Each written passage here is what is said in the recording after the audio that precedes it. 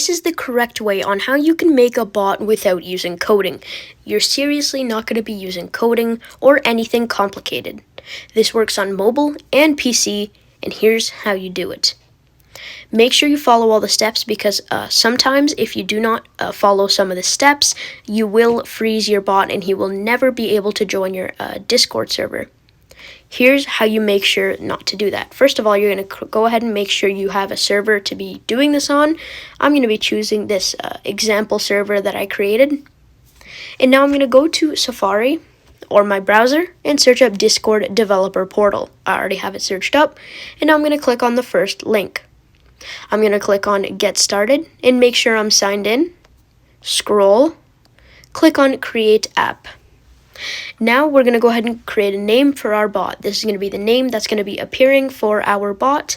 So for example, I'm going to be doing the example bot. Click on this accept button and click on create.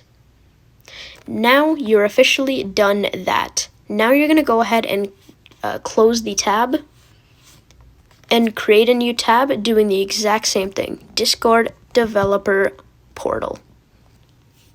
Click on the first link again.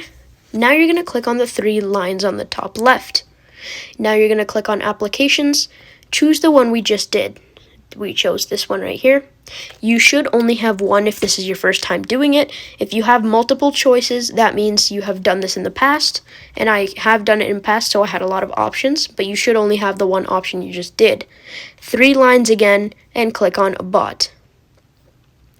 Now scroll, reset the token, and then go ahead and copy the new token.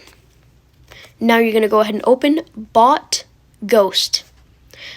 When you open up Bot Ghost, you're going to click on Create Bot, and then you should be brought to this page once you sign into your Discord. Remember, you should all be doing this on one Discord account. This is going to be my bot that we're going to be using. We're going to paste our token here. Click on Create Bot. And now we're going to scroll and click on Authorize. We are officially done that, but we have to make sure that the bot is going to work. So this is the important part. Go back to your Discord developer mode. And remember, you're going to scroll down now. Make sure the requires auth 2 code grant is off. And scroll, turn on presence intent. Turn on server members intent. And turn on message content intent and save your changes. Now this next part is for preference, but this is what you want your bot to be allowed to do. For example, if you want your bot to be able to do anything, click on the administrator, and there you go. If you don't, you can choose certain things, like I want it to manage the server, view the audit log, ban members, kick members, for example, but I want it to do everything, so I'll click on administrator. Now we can go back to the bot here, click on the 3 lines on the top right, click on invite, choose the server, and click continue. We're going to click on authorize now and make sure that administrator is checked off so you know, or whatever you're choosing. So for example, if you just wanted to see the audit log, you can make sure that's checked on and click on authorize. Make sure you confirm you're not a bot. And when you're done that, it's officially on your Discord server. This is now the example bot. That is your first, basically, a step. Now here's how you can code it. Go back to your Bot Ghost account here.